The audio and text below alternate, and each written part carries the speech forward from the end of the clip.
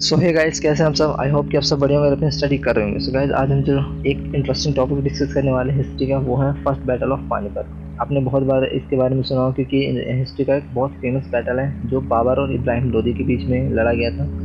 और इसमें हमें पता है कि जो बाबर था वो जीत गया था, इब्राहिम लोदी हार गया था। अब गाइस, बाबर के पास बहुत कम सोल्जर थे, इब्राहिम लोदी के पास बहुत ज़्यादा सोल्जर थे, बट फिर भी बाबर जीत गया था। तो ऐसा क्या रीज़न है जिसकी वजह से ऐसा जीता था, और उसमें ये बैटल हुआ क्यों, तो इसके बारे में हम डिस्कस करेंगे इस वीडियो में। तो चलिए वीडियो को स्टार्ट करते हैं बिना टाइम डिले।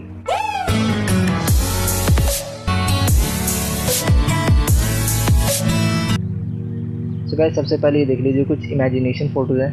ये एक्चुअल फोटोज नहीं, इमेजिनेशन है। कि ये आप इब्राहिम लोदी को देख रहे हैं और ये जो है वो बाबर है।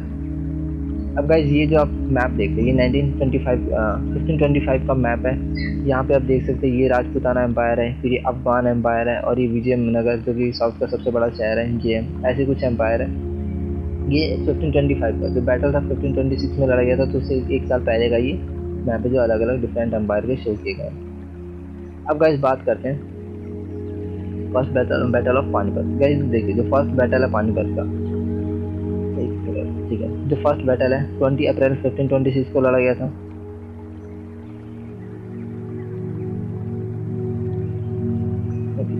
लड़ा गया था किसके बीच में, बाबर और लोदी के बीच में। और ये बिगनिंग था मुगल एम्पायर का, यहाँ से स्टार्टिंग हो गया था और एंड हो गया था किसकी, दिल्ली सल्तनत। अगर ये बैटल नहीं होता तो हमें आज के समय पे जो वो फेमस मॉन्यूमेंट्स है, जैसे कि ताजमहल हो गया, लाल किला हो गया, वो शायद देखने को ना मिलते। क्योंकि अगर ये बैटल नहीं होता तो मुगल सल्तनत स्टार्ट नहीं, दिल्ली सल्तनत खत्म नहीं होती और मुगल सल्तनत स्टार्ट नहीं होती। और अगर मुगल एम्पायर अगर स्टार्ट नहीं होती तो ताजमहल ये बनाने का श्रेय जिस पर जाता है, शाहजहां, ये समय में देखने को नहीं मिलते। तो इस वजह से कहा जाता है कि इस बैटल के कारण में बहुत सारे मॉन्यूमेंट देखने को मिले।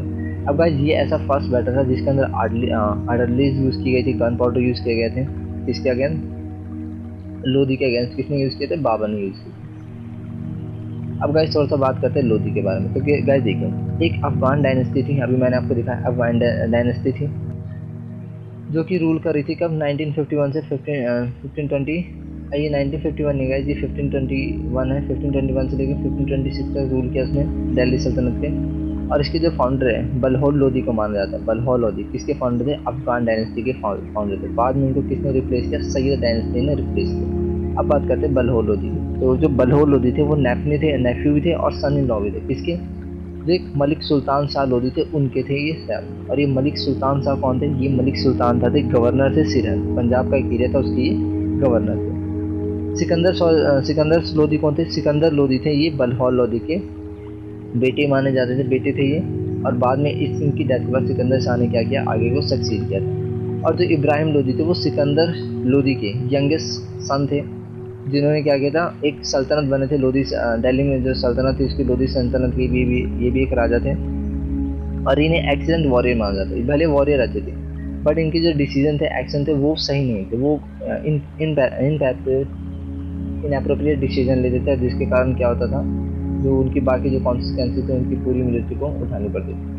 अब गाइस, ये सब जो चीज़ें चल रही थी, लाइक जो डिसीजन सही लेना, बिहेवियर अच्छा नहीं लेना, ये जो उनके एक अंकल थे दौलत खान, उनको ये बात अच्छी नहीं लगती थी, जो कि उस टाइम गवर्नर थे किसके, पंजाब के। उन्होंने इनवाइट किया बाबर को बोला कि आप यहाँ पे आइए और इब्राहिम लोदी पे अटैक कीजिए, क्योंकि उनके जो डिसीजन वो सही नहीं है। सो गाइस, आप देखिए थोड़ा सा बाबर के बारे में जानते हैं। बाबर थे वो मुगल एम्पायर के फाउंडर माने जाते हैं। और वो तैमूर के डिसेंडेंट थे, यानी तैमूर के ही वंशज थे। अगर फादर के साइड से देखा जाए तो तैमूर, और मदर के साइड से देखा जाए तो गैंगिस साइड। उनका जो रियल नेम था वो क्या था, जहरुद्दीन मोहम्मद था। 1494 में 11 एज ईयर पे वो प्रिंस बन गए, जिसके फरगना एक अफगानिस्तान में छोटा सा गांव था, वहाँ के फरगना बन गए थे, मतलब प्रिंस बन गए। अब आज बात करते हैं बैटल की। देखिएगा, ये जो प्रिंस थे, फरगना के प्रिंस थे उज्बेकिस्तान के, वो प्रिंस बन गए थे। कई कई जगह डाटा अलग होता है, 11 13 आप मान सकते हैं। और वो चाहते थे कि जो पूरा कंट्रोल जो सेंट्रल एशिया है उसको कंट्रोल करें, और इसी चीज़ को कंट्रोल करने के लिए उन्होंने 1504 में काबुल को पूरा कैप्चर कर लिया, वॉर किया और काबुल पे अपना पूरा कैप्चर कर लिया। अब वो चाहते थे कि जो उनकी टेरिटरी है उनको और ज़्यादा, वो अपने जो एम्पायर उसको और ज़्यादा एक्सपेंड किया जाता है। एक्सपेंड करने के लिए क्या चाहिए, आपको पैसा होना चाहिए, क्योंकि आपको अगर आप एक्सपेंडिचर चाहते हो, अगर किसी भी चीज़ का बढ़ाना चाहते हो, आपको बहुत सारी लड़ाई लड़नी पड़ेगी। लड़ाई के लिए आपके पास वेपन होने चाहिए, सोल्जर होने चाहिए। तो इस चीज़ के लिए उनके पास क्या था, उनके पास होना चाहिए था पैसा।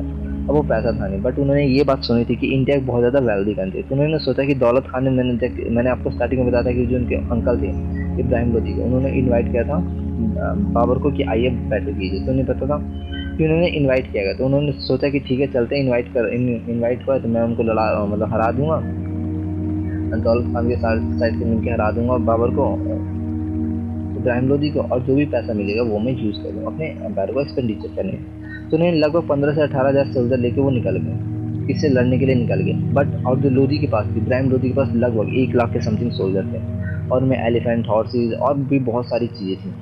बट जो बाबर के पास, जैसे कि देखो कि यहाँ पे बहुत ज़्यादा कम सोल्जर है, बट उसके पास एक गुड स्ट्रैटेजी थी, आर्मी बहुत ज़्यादा एक्सपीरियंस, क्योंकि कई सारे बैटल उन्होंने ऑलरेडी लड़ रखा था।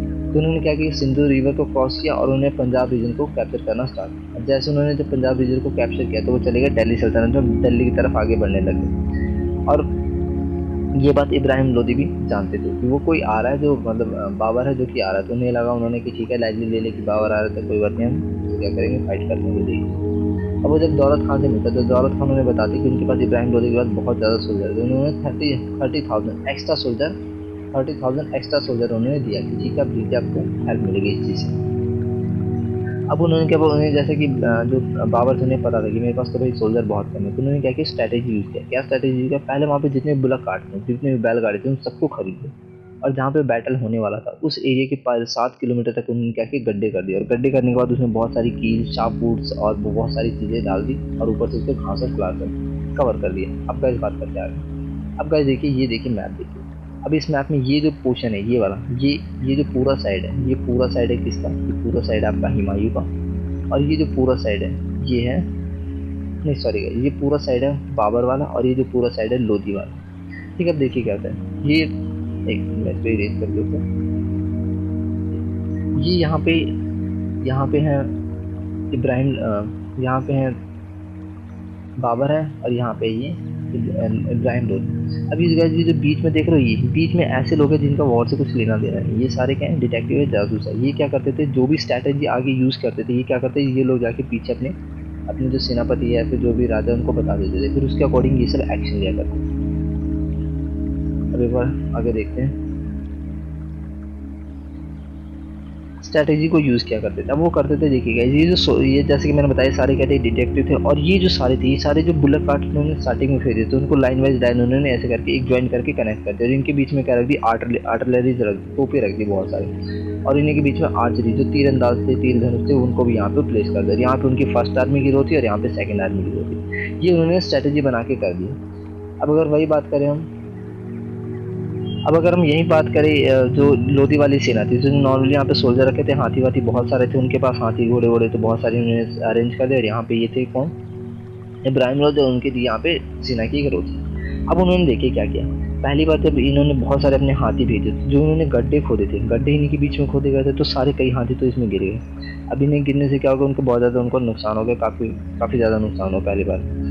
अब उसके बाद क्या हुआ, जब इन्होंने जो बुला काट लगा रखा था, बुला काट के बीच में तोपे सी आर्टिलरी थी। अब उन्होंने जब फर्स्ट टाइम, जो ईयर के जैसे कि ईयर होते जो एलिफेंट के बहुत ज़्यादा सेंसिबल होते हैं, तो जैसे फर्स्ट टाइम इन्होंने तोपे यूज़ किया, अब इन्हें इन सब चीज़ों को आइडिया नहीं था, एक्सपीरियंस नहीं था कि क्या होते हैं। तो जैसे फर्स्ट टाइम यूज़ किया, तो जो हाथी थे उस चीज़ को सुनने के बाद ना बहुत ज़्यादा क्या हो गया, इधर उधर भागने लग गए, क्योंकि उन्होंने फर्स्ट टाइम इस चीज़ को सुना था कि क्या चीज़ है जितने ज़्यादा साउंड प्रोड्यूस कर रही है। तो ये सुनते क्या हो गया, जितने भी सारे हाथी इधर उधर भागने लगे, उन्होंने अपने ही सोल्जर को मारना स्टार्ट कर दिया, उसी के ऊपर चढ़ना स्टार्ट कर दिया। अब इससे क्या होगा, इन हाथी, एक तो पहले ऑलरेडी हाथी मर गए, उसके बाद फिर अपने हाथी के वजह से इनके सोल्जर का बहुत ज़्यादा नुकसान हुआ। उनके बाद इनकी जो आर्चरीज थी, आर्चरीज की टीम उन्होंने अटैक करना स्टार्ट किया, और आर्चरीज की टीम के अटैक करने के बाद कई सारे सोल्जर, कई सारे हज़ारों में सोल्जर उनके मारे गए। अब उसके बाद जो ये जो इब्राहिम लोधी, उन्हें ये फील होने लगा कि मैं अब धीरे धीरे जंग हार रहा हूँ, बट उन्होंने बोला कि ठीक है, मैं पूरा ही जंग लड़ूंगा, चाहे भले मैं हार रहा हूँ बट लड़ूंगा पूरा। और ये उनकी टीम के जो लास्ट लाइन थी उनको भी पता था, तो उन्होंने अपने जो प्रिंस थे उनको या राजा थे उनको आइडिया बोला, मतलब दिया, जैसे कि हम चलते हैं, अभी चलते हैं, बट ना बाद में हम ना लड़ाई कभी लड़ लेंगे, अभी अपन चलते हैं। बट इन्होंने कह दिया कि नहीं, मैं तो नहीं जाऊँगा वॉर के मैदान से मैं नहीं। और ये चीज़ क्या कि वो खुद आगे लड़ने चले गए। जैसे खुद आगे लड़ने चले गए, तो इनके सोल्जर ने इनको पकड़ा, और पकड़ने के बाद ये जो न्यूज़ थी ये फैला दिया, बाबर को दिया कि हमने उनके राजा को पकड़ लिया।